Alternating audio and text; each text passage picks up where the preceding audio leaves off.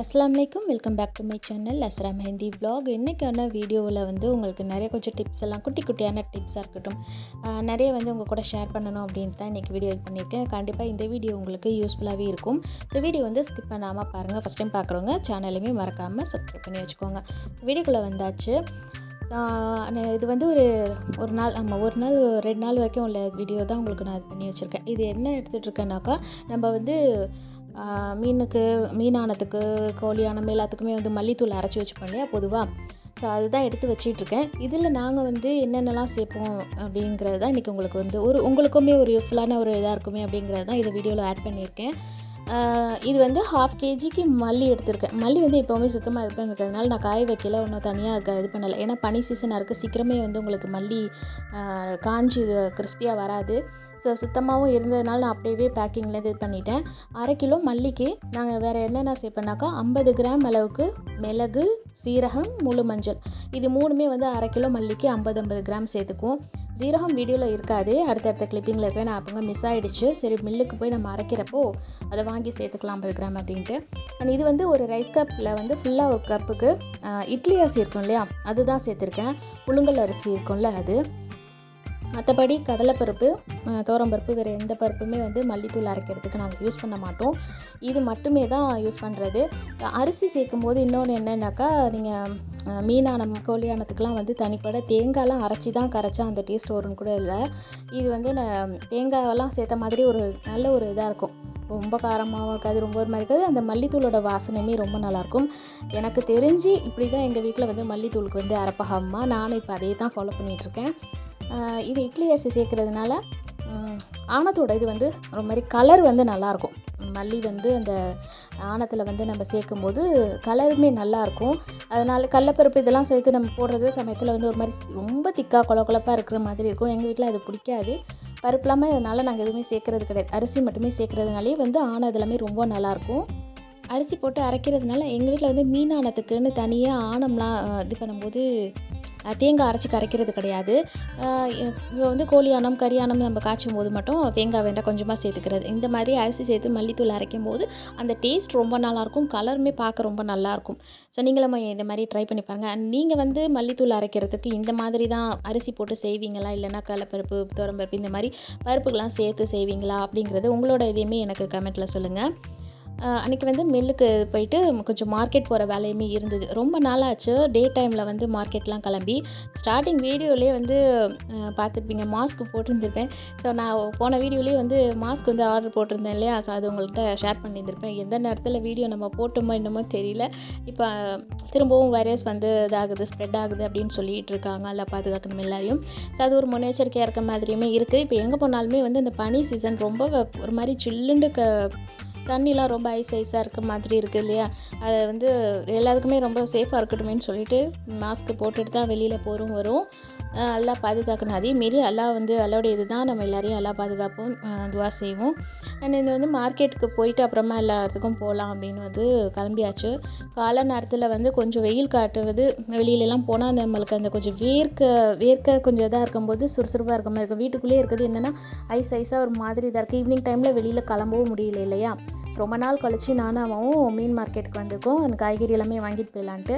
அன்றைக்கி வந்து தோவ மீன், இறாலு, கொஞ்சம் மீன் எல்லாமே இது பண்ணிக்கிட்டாச்சு. மீன் வந்து க்ளீன் பண்ணியே வாங்கிட்டு போயிட்டேன். ஏன்னா டைம் பற்ற மாட்டேங்குது. அன்றைக்கி இங்கே வந்து சமைக்கணும் இல்லையா, அதனால் மீனெல்லாம் வந்து க்ளீன் பண்ணிவிட்டு வாங்கிட்டு போயாச்சு. தோவ மீன் என்னென்ன கொஞ்சம் வேணுமோ எல்லாத்தையுமே வாங்கிக்கிட்டு வந்துட்டோம். நம்ம வந்து டைமுக்கு தகுந்த மாதிரி இது பண்ணிக்க வேண்டியதுதான். சமயத்தில் நான் வீட்டிலையவே ஆஞ்சிடுவேன். இருந்தாலும் வந்து வெளியில் அன்றைக்கி இங்கே போய் அதை குக் பண்ணணும் அப்படிங்கும்போது கொஞ்சம் எல்லாத்தையுமே க்ளீன் பண்ணி வாங்கிட்டு போயிடலான்னு செஞ்சு கொடுத்து இது பண்ணிட்டோம். அண்ட் இது வந்து அங்கே புதுசாக மார்க்கெட்டில் இப்போ ரீசெண்டாக தான் இந்த கடை இது பண்ணியிருக்காங்க, உள்ள மார்க்கெட் உள்ள. இங்கே வந்து அப்பளம், ஊறுகாய், பப்படம் எல்லாமே இருக்குது. அம்மா வந்து ஒரு தடவை மட்டும் மார்க்கெட் வந்திருந்தப்போ கடாரங்காய் இருக்கோ நார்த்தங்காய் இருக்கோ வாங்கிட்டு வந்திருந்தா. டேஸ்ட் நல்லா இருந்துச்சு. ஒரு குட்டி பாக்ஸில் தான் வாங்கிட்டு வந்தா 10 ரூபீஸ்னு. இப்போ அதே மாதிரி நாங்கள் அன்றைக்கி போனப்போ வாங்கிட்டு வந்து இப்போ என்னென்னா 20 ரூபீஸ்னு சொல்லிட்டாங்க. ஆனால் டேஸ்ட் கொஞ்சம் நல்லா இருக்குது. இந்த பாக்ஸ்லேயே வந்து அந்த மேலே சின்ன டப்பா இருக்கு இல்லையா, அந்த இதில் வந்து 20 ரூபீஸ்க்கு வாங்கிட்டு போயிருந்தோம். டேஸ்ட்டுமே நல்லா இருந்துச்சு. அப்பளமும் இது எல்லாமே ரொம்ப நல்லா இருக்குது. அது எல்லாமே வாங்கிட்டு நம்ம வந்து காய்கறி வாங்கிட்டு வந்துடலாம் அப்படின்னு சொல்லி கிளம்பியாச்சு.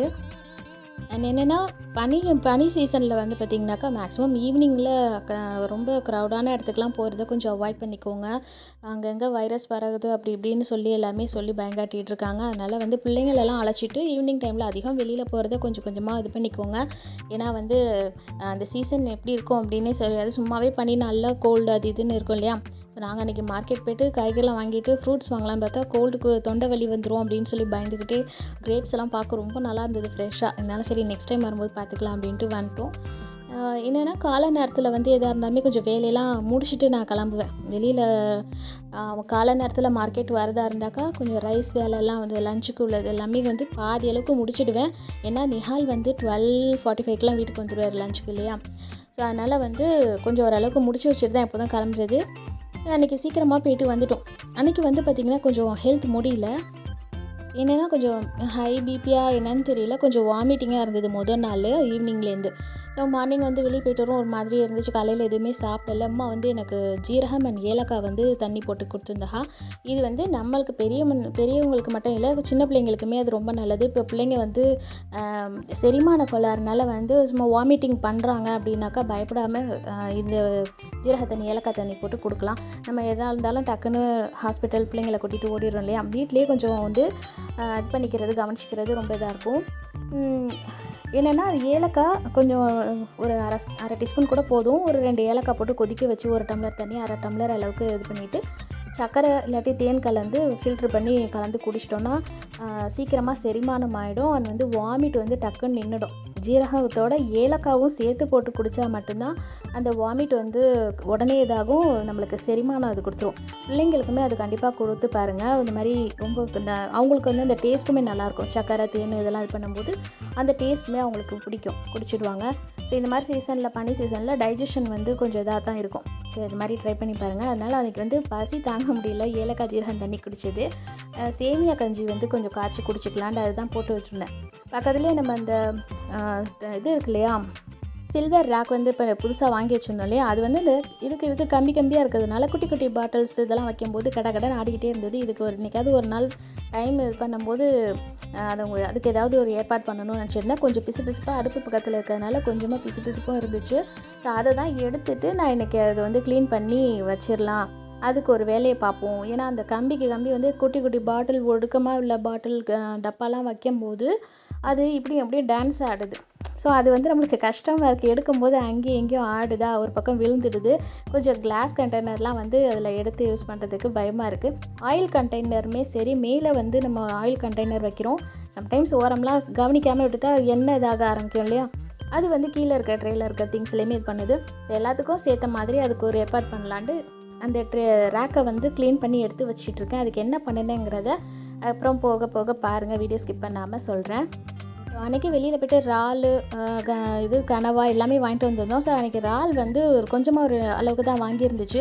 நான் ஏற்கனவே ஒரு ஷார்ட்ஸில் வந்து உண்டகல்லையா வீடியோ போட்டிருந்தேன் இல்லையா. ஸோ அன்றைக்கி உண்டகல்லையா தான் செஞ்சு ஈஸியாக இது பண்ணிக்கலாம். ஏன்னா வந்து ப்ரான் வந்து கொஞ்சமாக இருக்கும்போது நம்ம ஆணத்துலேயும் போட்டுட்டு பொரிக்கிறதுக்கும் அது வந்து பார்த்திங்கனாக்கா பிள்ளை வந்து ரொம்ப இது பண்ணி கேட்பேன், இறால் எங்கேன்னு ஆணத்தில் தேடுற மாதிரி கேட்பான். ஸோ அதனால் என்னென்னாக்கா அரைச்சிட்டு நம்ம உண்டகல்லையா செஞ்சு அந்த அரைச்சோம்லேயே உண்டகல்லையாக்கு உள்ளது அதையுமே ஆணத்துலேயுமே சேர்த்து இது பண்ணிடலாம். அது வந்து இந்த டேஸ்ட்டும் ரொம்ப நல்லாயிருக்கும். ஸோ இறால் அங்கங்கே இது பண்ணி கிடக்கும், அந்த இறாலோட இது அந்தளவுக்கு ஒரு இதாக இருக்காது. ஸோ கொஞ்சமாக இறால் ஒரு கைப்பிடிக்க அளவுக்கு தான் வாங்கிட்டு வந்துச்சு, நிறையா வாங்கலை. ஸோ க்ளீன் பண்ணுறதுக்கும் சிரமமாக இருக்குன்ட்டு அந்த இறாலை வந்து உண்டகல்லையாக்கு இது பண்ணியாச்சு. உண்டகல்லையா ரெசிபி வேணும்னா ஷார்ட்ஸில் போட்டிருக்கேன், கண்டிப்பாக போய் பாருங்கள். அது உருண்டை ஆணமும் அதே மாதிரி தான், நம்ம உண்டகல்லையாக்கு பொரிக்கிற அதே பேஸ்ட்டை தான் ஆணத்தில் வந்து நம்ம இது பண்ண போகிறோம். நார்மலாக மீனானத்துக்கு எப்படி தாளிப்போமோ அதே மாதிரி ஆணத்தை ரெடி பண்ணிக்க வேண்டியது தான். வடகம் போட்டு இல்லை இந்த மாதிரி இது பண்ணுறீங்களோ உங்களோட இதுக்கு நீங்கள் அதே மாதிரி ஆணத்தை ரெடி பண்ணிக்கோங்க. பொரிக்கிறதுக்கு போக பேலன்ஸ் உண்டகல்லையா மாவு வந்து குட்டி குட்டியாக இந்த மாதிரி ஆணத்தில் நம்ம வந்து பாலாக இது பண்ணி போட்டுக்க வேண்டியது தான். இது ரொம்ப டேஸ்ட்டாக இருக்கும். ஏன்னா நம்ம குட்டி குட்டியாக போடுறோம், ஆனால் அது வந்து கொதித்து நல்லா வெந்து இது வரும்போது பார்த்திங்கன்னா பஃப்னு கொஞ்சம் ஊறி வந்திருக்கும். நம்ம பொரிக்கிறதுலேயே அப்படி தான் வந்து ஒரு மாதிரி சாஃப்டாக பண்ண மாதிரி நல்லா உப்பி வரும். அதே மாதிரி நம்ம செய்கிறது வந்து உண்டக்கல்லியாக்குள்ள மாவு கரெக்டான ஒரு ரெடி பண்ணிட்டா போதும், கரையாது. போட்டதும் அழகாக வந்து வெந்து வந்து நல்லா மிதக்க ஆரம்பிச்சிடும், ரொம்ப நல்லாயிருக்கும். இறால் வந்து கொஞ்சமாக இருக்கிற சமயத்தில் இந்த மாதிரி உண்டக்கல்லியா மாதிரி செஞ்சுட்டு ஆணத்தையுமே காய்ச்சினிங்கன்னா ரொம்ப நல்லாயிருக்கும். ஸோ அன்றைக்கி இந்த மாதிரிலாம் பண்ணிடணும். செல்ஃபுமே அந்த ரேக்குமே வந்து பார்த்திங்கன்னா காஞ்சிடுச்சு. ஸோ அதை ஒரு பக்கம் இருக்கட்டும், அதுக்குள்ள வேலையை வந்து சாப்பிட்டு முடிச்சதும் பார்க்கலாம் அப்படின்னு எடுத்து வச்சுருக்கேன். ஸோ உருண்டை வந்து பார்த்திங்கன்னா இந்த மாதிரி தான் நல்லா வந்து பிரியாமல் போட்டது மாதிரியே அழகாக இது பண்ணி உப்பி வந்திருக்கு பாருங்கள். டேஸ்ட்டு நல்லாயிருக்கும். உப்பு புளிப்பு வரப்போட வந்து இதை எடுத்து சாப்பிட்றதுக்கு ரொம்பவே நல்லாயிருக்கும். இதுக்கு தனிப்பட எதுவும் ரெசிபின்னு நான் எதுவும் பண்ணலை. ஏன்னா நான் உண்டக்கல்லியா நம்ம ரெசிபி போட்டிருந்தோம் இல்லையா ஷார்ட்ஸில், அதே இது தான் அதில் வந்து நம்ம ஆணத்தில் விட போகிறது தான் இல்லையா. ஸோ உங்களுக்கு வேணும்னாக்கா அந்த ஷார்ட்ஸில் வந்து வீடியோ இது பண்ணியிருக்கேன் பாருங்கள். ஸோ ஊறி வந்து நல்லா எப்படி இதாக இருக்குது பாருங்கள். அதில் ஒரே ஒரு பால் இது மட்டும் பால் மாதிரி இல்லாமல் அந்த வைரஸ் இது மாதிரி கொரோனா வைரஸ் மாதிரி இங்கேயும் அங்கேயும் இழுத்துக்கிட்டு இருக்குது. அது வந்து நல்லா இருந்துச்சு பார்க்கறதுக்கு, ஏதோ ஃப்ளவர் மாதிரி. உண்டக்கல்லையா பொரிச்சதுமே வச்சுட்டு அன்றைக்கி சாப்பிட்டுவிட்டு முடிச்சாச்சு அல்ஹம்துலில்லாஹ். சாப்பிட்டு முடிச்சுட்டு நான் செல்து கழுவி காய வச்சுருந்தேன் இல்லையா, அது ரெடி ஆகிடுச்சு. அதுக்கு என்ன பண்ண போகிறேன்னாக்கா, நம்ம வந்து இந்த இடுக்கடுக்காக இருக்கிறதுக்கு ஒரு அட்டை மாதிரி ரெடி பண்ணலாம் அப்படின்னு சொல்லி எடுத்து வச்சுருக்கேன். இதுக்குமா வந்து கேலண்டர் அட்டை இந்த வருஷம் நம்மளுக்கு இதாக இருக்கும் இல்லையா, டெய்லி ஷீட்டோட கேலண்டர் இது. அதுமா சொன்னாங்க அது வச்சுக்கலாம் அப்படின்ட்டு. அது கொஞ்சம் மொத்தமாக இருக்கும், அது கொஞ்சம் கட் பண்ணி எடுக்கிறது வந்து கஷ்டமாக இருக்கும். ஸோ அதனால் என்கிட்ட கார்ட்போர்டு இது ஷீட் இருந்தது. நிஹாலுக்கு வந்து போன வருஷம் ப்ராஜெக்ட்டுக்கு வாங்கினது, அப்படியே காசு கொடுத்து வாங்கினது வேஸ்ட்டாக தானமா இருக்குது, அதை யூஸ் பண்ணிக்கலாம். கொஞ்சம் மெலிசாகவும் இருக்கும், கட் பண்ணுறதுக்கும் ஈஸியாக இருக்கும்னு. சரி ஓகே, இப்போ கேலண்டர் இது வந்து வேறு எதுக்காவது யூஸ் பண்ணிக்கலாம் அப்படின்னு. ஏன்னா வேஸ்ட் ஆகாமல் ஒரு விஷயத்தையும் நம்ம யூஸ்ஃபுல்லான ஒரு இதாக நம்ம மாற்றிக்கிறது ரொம்ப நல்லது. ஏன்னா நான் வந்து எந்த ஒரு பொருளையும் வேஸ்ட் ஆக்காமல் நம்மளுக்கு அது உதவுனுச்சுன்னா ரொம்ப நல்லது தானே. அதனால் அம்மா வந்து கேலண்டர் அட்டையை வேறு ஒரு இதுக்கு யூஸ் பண்ணிக்கலாம், பண்ணி இதை ரெடி பண்ணுமா அப்படின்டா. ஸோ கார்ட்போர்டு இது வந்து பார்த்திங்கனாக்கா நான் அளந்து எடுத்துக்கிட்டேன். ஒரு இது மார்க் பண்ணி எந்த அளவுக்கு இருக்குதுன்னு கொஞ்சம் பெருசாகவே நான் இது பண்ணிக்கிட்டேன். அந்த ரேக்கோட வெளி பக்கத்தில் அவுட்டர் இது மட்டும் நான் இது அளந்துக்கிட்டு ட்ரா பண்ணிக்கிட்டேன். அதுலேருந்து கட் பண்ணி எந்த அளவுக்கு வேணுங்கிறதையுமே செக் பண்ணிக்கிட்டேன். எந்த அளவுக்கு சைஸ் வந்து கொஞ்சம் எக்ஸ்ட்ராவாக இருக்கோ அதுக்கேற்ற மாதிரி மார்க் பண்ணிக்கிட்டு அதையுமே கட் பண்ணி எடுத்துக்கிட்டேன். இப்போ இது வந்து நீங்கள் நினைப்பீங்க இது எதுக்கு வேலை மெனக்கிட்டு உட்காந்து கட் பண்ணி எல்லாம் போடணுமான்னு. அப்படி கிடையாது. ஒரு விஷயம் பண்ணும்போது கொஞ்சம் லாங் லைஃப் நம்மளுக்கு வர மாதிரி பார்த்துக்கணும். இப்போ இதுக்கு மேலே வந்து இப்போ டிஷ்யூ, இப்போ பேப்பர் இது மாதிரி வைக்கலாம். ஆனால் சீக்கிரம் ஒரு ஆயில் கண்டெய்னர்லாம் வைக்கும்போது அது சீக்கிரமாக உங்களுக்கு இதாகிடும். ரொம்ப ஒரு இதாக இருக்காது, சீக்கிரமாக உங்களுக்கு அடுத்தடுத்து மாற்றுற மாதிரி இருக்கும். பட் இந்த மாதிரி பண்ணும்போது உங்களுக்கு கொஞ்சம் லாங் லைஃப் வரும். இப்போ நான் அந்த கட் பண்ணி அளந்து எடுத்துக்கிட்டேன் இல்லையா, அதில் என்ன பண்ணிக்கிறேன்னா இந்த மாதிரி வந்து ஒரு ஃபாயில் பேப்பர் வந்து ரேப் பண்ணிக்கிறேன் சுற்றி. இப்போ இந்த மாதிரி நம்ம மேலே இதில் வந்து கவர் பண்ணுறோம் இல்லையா, இது கவர் பண்ணுறதுனால என்னென்னாக்கா நம்ம ஆயில் கண்டெய்னர்லாம் வைக்கும்போது அதில் சப்போஸ் நம்ம எல்லாமே சுத்தம் பண்ணி தான் எடுத்து வைப்போம். ஒரு சில நேரம் நம்ம கவனிக்க மாட்டோம். அப்படி இருக்கும்போது இதில் இந்த பேப்பரில் வந்து அது இது பண்ணிக்காது. ரொம்ப நாளைக்கு வந்து இது பண்ணாமல் பிசு எதாக இருந்தாலும் இதுலேயே இதாகிடும், அந்த அட்டையில் கூட இறங்காது. அதனால வந்து இது கொஞ்சம் நல்ல ஒரு யூஸ்ஃபுல்லாக இருக்கும். அதே மாதிரி இது கொஞ்ச நாள் போனோடனே இது நம்ம ஒட்டுனது வந்து சுருங்கி இந்த பேப்பர் வந்து கொஞ்சம் நாளையிலே அதுவாகவே ஆட்டோமேட்டிக்காக உறிஞ்சி வர மாதிரி வரும். அப்படி இல்லைன்னா நம்ம அதை மாற்றணுன்னா கூட ஈஸியாக மாற்றிடலாம். அட்டை நம்மளுக்கு வந்து உள்ளே வந்து அந்த கார்ட்போர்ட் ஷீட் வந்து அப்படியே இருக்கும். மேலே அந்த பாலித்தீன் மட்டும் உங்களுக்கு ரொம்ப இதாக இருக்கிற மாதிரி இருந்துச்சுன்னா மாற்றிக்கலாம் இல்லையா. நம்ம வேறு ஏதாவது பேப்பரோ அது ஏதோ போட்டு சும்மா அதையே பார்த்து எடுத்து கசக்கி இது மாற்றிக்கிட்டு இல்லாமல் இந்த மாதிரி ஒரு கார்ட்போர்ட் ஷீட்டில் வந்து நம்ம வந்து பாலித்தீன் போட்டு இது பண்ணும்போது அந்த மேலே இருக்கிறத மட்டும் ஈஸியாக அது உங்களுக்கு ரிமூவ் ஆகி வந்துடும் இல்லையா. அகைன் நம்ம திரும்ப இது பண்ணி வச்சுக்கலாம். ஒரு ரோல், அந்த பாலித்தீன் ரோல் மட்டும் இது பண்ணிக்கிட்டால் போதும். அப்பப்போ நீங்கள் அது மேலேயே கவர் பண்ணி எடுத்துக்கலாம். ஏன்னா இது கொஞ்சம் லாங் டைம் இது பண்ணுற மாதிரி வரும், நம்மளுக்கு அடிக்கடி மாற்றுற மாதிரி வராது. ஸோ இது எனக்கு வந்து இது ஓகே மட்டும் சொன்னேன், இந்த மாதிரி யூஸ் பண்ணிக்கலான்னொன்னே அப்போ ஓகே பண்ணு அப்படின்ட்டா. ஸோ எனக்குமே அது வச்சதுக்கப்புறம் கொஞ்சம் கரெக்டாக ஆயிடுச்சு. இப்போ ஒவ்வொன்றும் வைக்கிறப்போ வந்து ஆடலை. ஸோ அது அந்த டான்ஸ்லாம் இல்லாமல் ஸ்டடியாக வந்து நிற்க ஆரம்பிச்சிடுச்சு. அதோடு இல்லாமல் எனக்கு வந்து கொஞ்சம் ஸ்டாண்டு வந்து இது பார்த்திங்கன்னா கொஞ்சம் ஏத்திறக்கலாக இருக்கிற மாதிரி இருந்தது. இந்த அட்டை வைக்கும்போது ஓரளவுக்கு கொஞ்சம் பேலன்ஸ் பண்ணிக்கிட்ட மாதிரியுமே இருந்துச்சு. நான் ஒரு இது காட்டுறேன் பாருங்கள், இந்த ஒரிகனோ வந்து பாட்டில்லாம் நான் வச்சுருந்தேன் இல்லையா, அதுதான் அந்த இடுக்கு வந்து நிற்காது. ஒரு சின்னதாக ஒரு கைக்கு பக்கத்தில், அடுப்புக்கு பக்கத்தில் ஈஸியாக எடுக்கிறதுக்கு நம்ம எப்போவுமே பக்கத்தில் ஒரு இதாக இருக்கணும் அப்படின்னு தான் யோசித்து வைப்போம். அது வந்து இது மாதிரி பார்த்து செய்யணுன்னா டைமே இதாகும். அடுப்பில் அப்போ தான் தாளிக்கிறதுக்கு தேவைப்படுற மாதிரி இருக்கும். இது என்னென்னாக்கா எடுக்கிறதுக்கெல்லாம் அங்கேயும் இங்கேயும் விழும். ஸோ அந்த மாதிரி இல்லாமல் எனக்கு இந்த கார்ட்போர்ட் ஷீட் வச்சது வந்து இப்போ நல்லா வந்து ஒரு யூஸ்ஃபுல்லான ஒரு இதாக இருக்குது. ஸோ நீங்கள் இந்த மாதிரி ஒரு ட்ரே வச்சுருக்கீங்க, ரேக் இருக்குது உங்கள்கிட்ட அப்படின்னா அதுக்கு இந்த மாதிரி நீங்கள் இது பண்ணி பாருங்கள். இப்போ வந்து உங்கள்கிட்ட இந்த கார்ட்போர்ட் ஷீட் இல்லைன்னா கேலண்டர் இது இருக்கும் இல்லையா, அட்டை. இப்போ இந்த வருஷம் நம்மளுக்கு எல்லாருக்குமே காலண்டர் வந்து தீர்ந்து போயிருக்கும், புது கேலண்டர் இது பண்ணியிருப்போம் இல்லையா.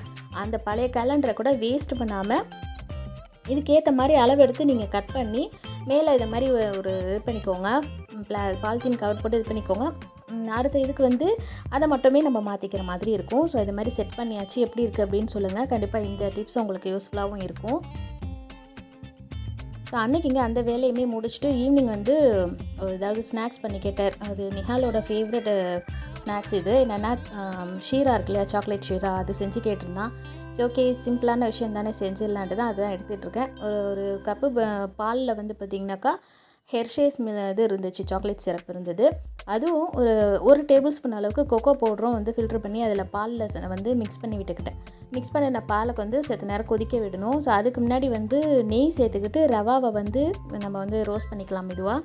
ஸோ அதை ரோஸ்ட் பண்ணதுக்கப்புறமா நான் பக்கத்து அடுப்பில் வந்து இந்த நம்ம மிக்ஸ் பண்ணி வச்சுருந்த மில்கோட இது வந்து கொதிக்கிறதுக்காக சிம்மில் வச்சுட்டேன்.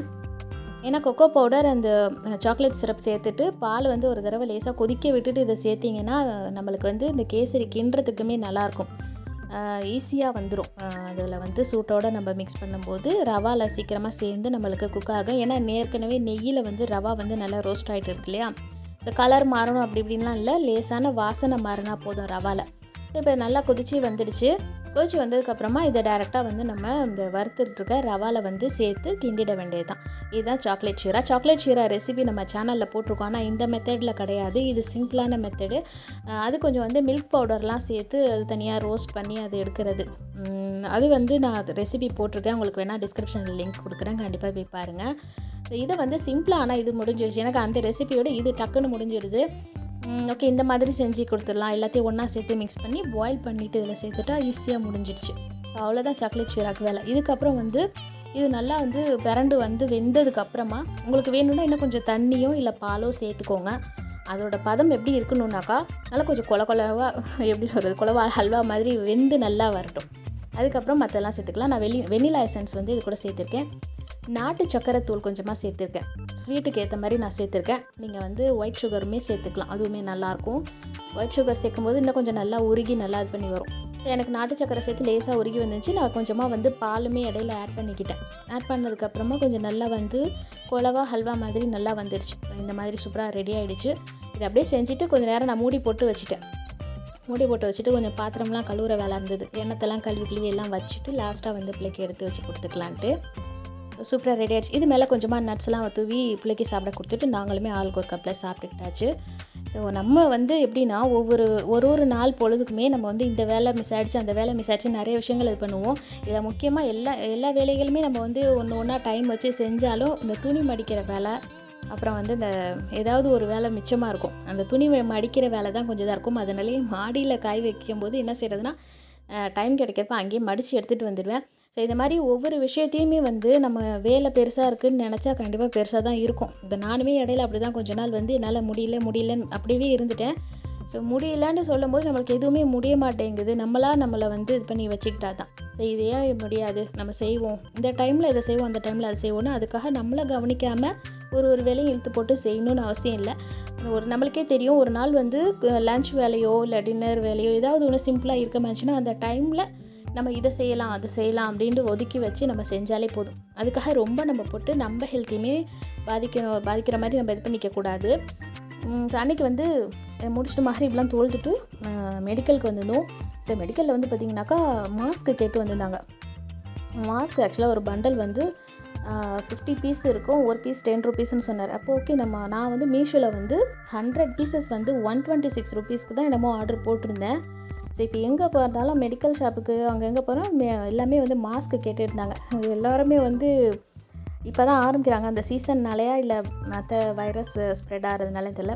எல்லாரும் நம்ம முன்னாடி வந்து வாங்கி வச்சுட்டு போட்டுட்டு போவோம், எல்லாருமே கலராக ஒரு நாளைக்கு போட்டுட்டு போகிறாங்களே என்னடா அது அப்படிங்கிற மாதிரி எல்லாருமே பார்க்குறாங்க. இதில் என்ன இருக்குது, வெயில் நேரத்தில் லைட்டான கலரில் மாஸ்க் இது பண்ணிக்கிறது நல்லது தானே. பிளாக் கலர் வந்து நைட் டைமில் போடும்போது இது பண்ணிக்கலாம் அப்படின்ட்டு. இப்போ மெடிக்கலுக்கு வந்துட்டு பார்த்திங்கன்னா டேப்லெட்டே வந்து எப்படி சொல்கிறது, இத்தனை டேப்லெட்டா அப்படிங்கிற மாதிரி. இது வந்து ஆக்சுவலாக ஹார்ட்டுக்குள்ள டேப்லெட்டு பாருங்கள், ஹார்ட் ஷேப்லேயே கொடுத்துருக்காங்க. அல்ல என்ன சொல்கிறதுனே தெரியல.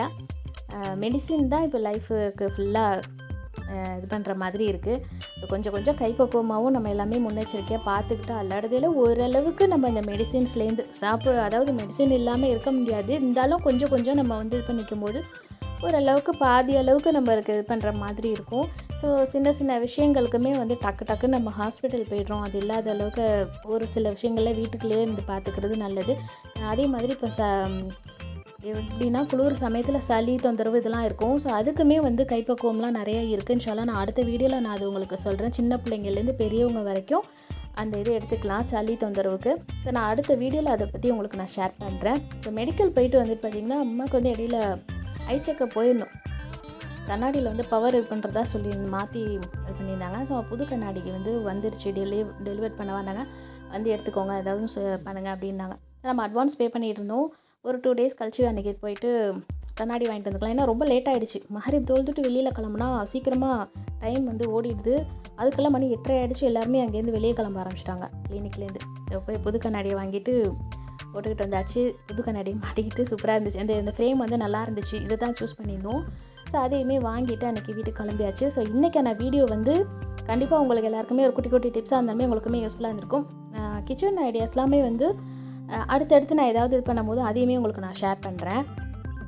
அண்ட் இந்த 2025ஓட ஃபஸ்ட்டு விலாக் இதுதான் அப்படின்னு நினைக்கிறேன். ஏற்கனவே ஒரு ரெசிபி போட்டிருந்தோம். பட் வந்து ஒரு விலாகுன்னு வரும்போது இதுதான் ஃபஸ்ட்டு வீடியோ. அண்ட் வந்து இந்த வீடியோவில் ஏதோ எனக்கு தெரிஞ்ச சின்ன சின்ன டிப்ஸ் அண்ட் ஐடியாஸை வந்து உங்கள் கூட ஷேர் பண்ணதில் எனக்கு சந்தோஷம். ஸோ நிறைய வீடியோஸில் நானுமே சரி அம்மாவுமே சரி மற்றவங்களோட வீடியோஸ்லேயுமே நிறைய டிப்ஸ் எல்லாமே எடுத்துக்குவோம். அது சின்னதாக இருந்தாலும் சரி பெருசாக இருந்தாலுமே சரி. ஸோ அதே நம்பிக்கையில் நான் போட்ட இந்த வீடியோஸில் உங்களுக்குமே ஏதாவது ஒரு யூஸ்ஃபுல்லான விஷயம் இருந்திருக்கும் அப்படின்ட்டு நம்புகிறேன். அப்படி ஏதாவது உங்களுக்கு ஓகே அப்படி இந்த விஷயம் ஓகே அப்படின்றனா மறக்காமல் கமெண்ட் பண்ணுங்கள். அண்ட் வீடியோவும் பிடிச்சிருக்கோம் அப்படின்னு நம்புகிறேன். வீடியோ பிடிச்சிருந்துச்சுன்னா மறக்காமல் லைக் அண்ட் சப்ஸ்கிரைப் பண்ணிக்கோங்க. அடுத்த வீடியோவில் பார்க்கலாம். தேங்க்யூ. அஸ்ஸலாமு அலைக்கும்.